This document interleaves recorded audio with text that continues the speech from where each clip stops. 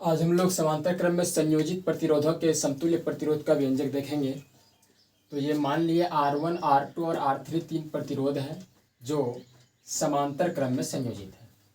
मान लिए R1 प्रतिरोध में धारा का मान I1 है, R2 प्रतिरोध में धारा का मान I2 है और R3 प्रतिरोध में धारा का मान I3 है। पूरे परिपथ का विभवांतर भी है। अब ओम के नियम से हम लोग जानते हैं, ओम के नियम से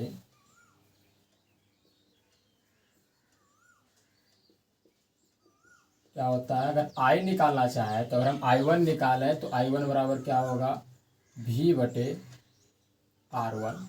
इसको इक्वेशन फर्स्ट कर लिए।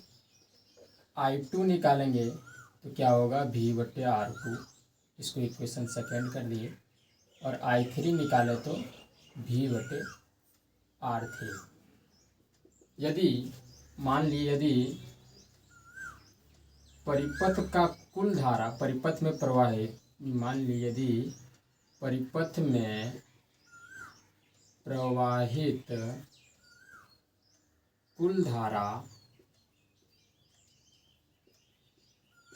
I है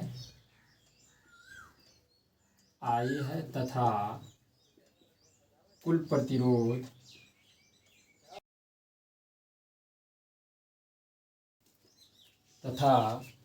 प्रतिरोध कितना है, R है।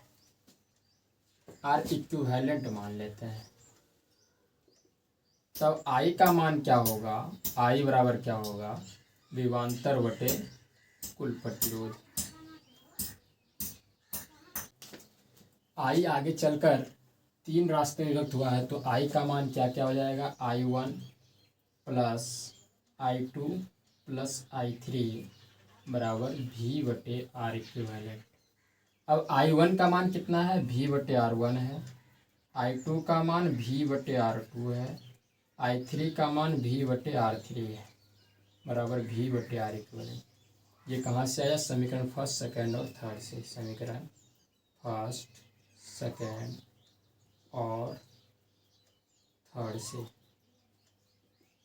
अब इस तीनों में भी कॉमन आ रहा है तो भी को हम अलग निकाल लेंगे।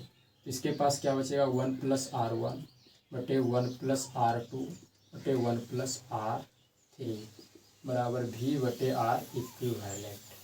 अब यहाँ से भी और भी कैंसिल हो जाएगा।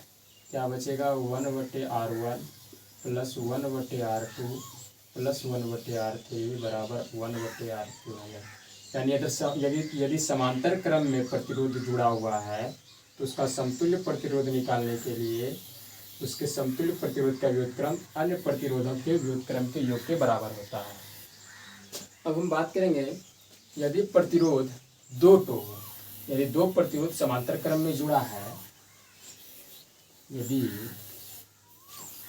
दो प्रतिरोध समांतर क्रम में जुड़ा है, यदि दो प्रतिरोध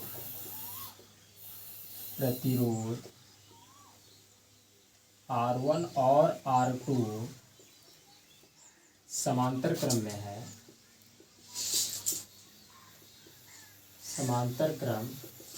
है, तो इसका समतुल्य प्रतिरोध क्या होगा, इसका समतुल्य प्रतिरोध बराबर जो होगा, समतुल्य प्रतिरोध R इक्विवेलेंट जो होगा, क्या होगा, अभी हम लोग तुरंत देखें कि इसका निकालते कैसे हैं। 1/R इक्विवेलेंट बराबर 1/R1 प्लस 1/R2। अब इस दोनों का एलसीएम अगर लेते हैं तो R1 into R2 cancel, R2 plus R1। अब ये ऊपर जाएगा तो R इक्विवेलेंट बराबर जो हो जाएगा कितना होगा, R1 into R2/R1 plus R2। यदि दो प्रतिरोध समांतर क्रम में जुड़ा हुआ हो तो उसका समतुल्य प्रतिरोध निकालेंगे, दोनों के गुणनफल में दोनों के योग से भाग दे देंगे। यदि दो प्रतिरोध समांतर क्रम में हो और समान प्रतिरोध हो, मान लेते हैं कि दो प्रतिरोध है समांतर क्रम में जुड़ा हुआ है, तो ये दो प्रतिरोध समान मान R1 ही है, यदि दो प्रतिरोध R है और R है, दोनों समान प्रतिरोध है, तो इसका समतुल्य प्रतिरोध अगर हमको निकालना होगा तो इसका R इक्विवेलेंट क्या होगा, दोनों के गुणनफल में दोनों प्रतिरोध कितना है, R1 है, R है और R है, कि दोनों के योग से भाग दे देंगे। तो यहाँ पर R इक्विवेलेंट जो निकलेगा क्या होगा, R² बटे 2R, R से R कैंसिल, मतलब यहाँ से R इक्विवेलेंट जो होगा वो कितना होगा, R/2 होगा। यदि दो समान प्रतिरोध समांतर क्रम में जुड़ा हो तो उसका समतुल्य प्रतिरोध प्रत्येक प्रतिरोध का आधा होता है।